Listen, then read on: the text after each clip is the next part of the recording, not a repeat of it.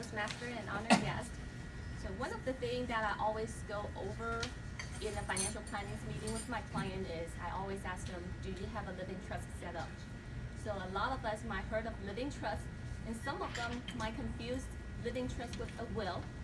And I know a lot of us might know that the benefit of a living trust being set up, but does everybody needs one, or it is only for the rich? So I want to do a little survey here. If you have one of the following, raise your hand and live in the air. Do you have a house? Do you have young kids? Yeah, lift your hand up. Grandkids.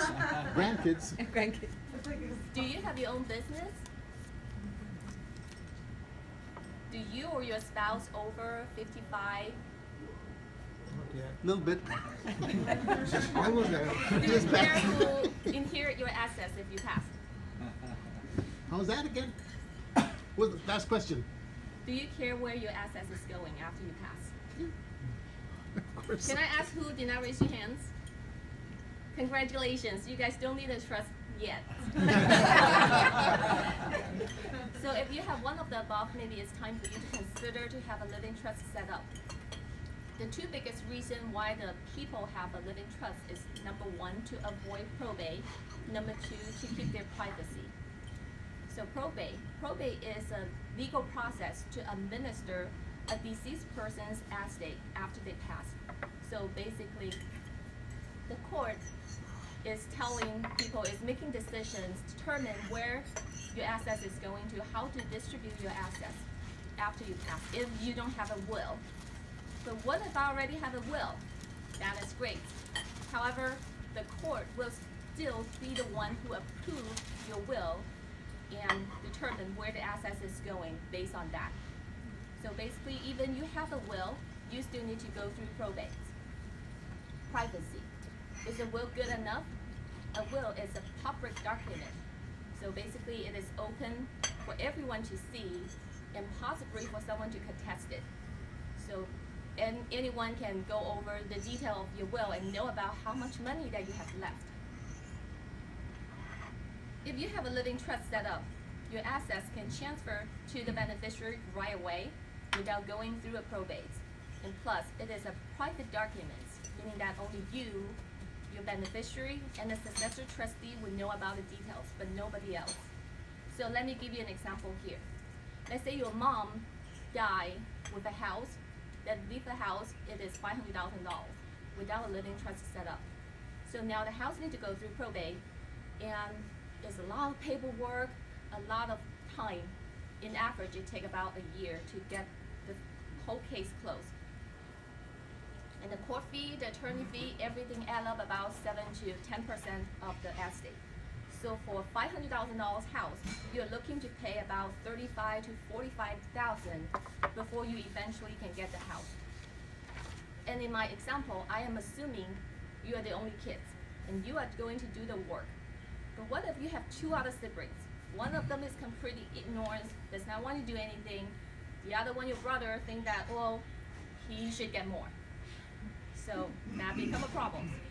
And also keep in mind that during the 1 year probate period, you guys will need to have an extra money to pay the mortgage, because the bank is not going to wait till your estate, your mom's estate being settled, or stop asking you for payments. But if your mom already have a living trust set up, then all the problem can be easily resolved. After she passed, then you guys can make a decision to keep the house or to cash it out. And your mom already make the decisions on who is getting the house, what is the percentage, and you guys don't need to go through the probate, don't need to go to the court, and nobody can contest it. And most importantly, to set up a living trust, the cost is less than 10% of how much that you would pay for the probate fee.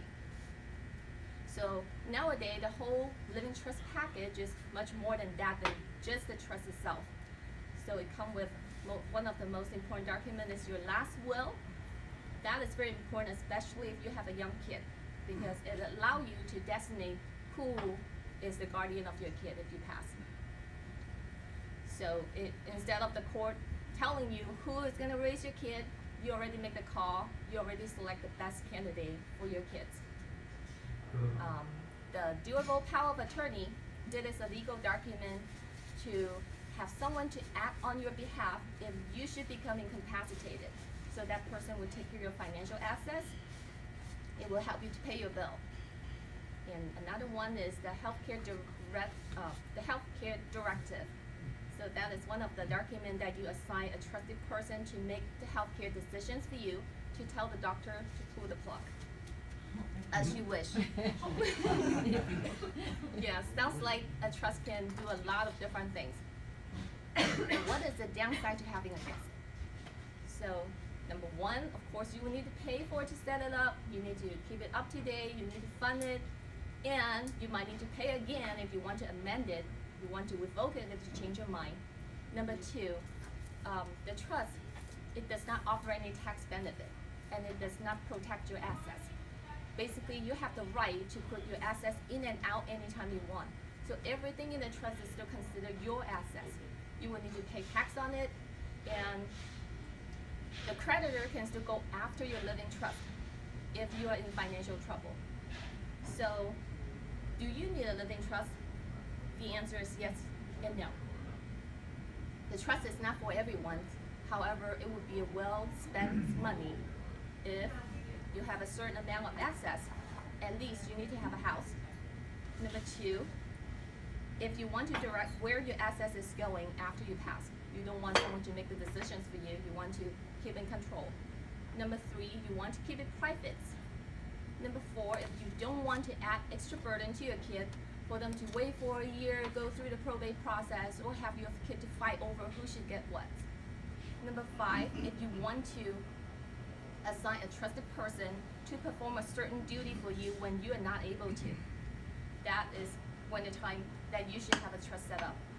But if you don't care any of those, if you don't have enough money or anything like that, the trust is not ready for you. And trust is not for you, and you are not ready for that. So think about it, plan ahead, do the best for you and your family. Thank you.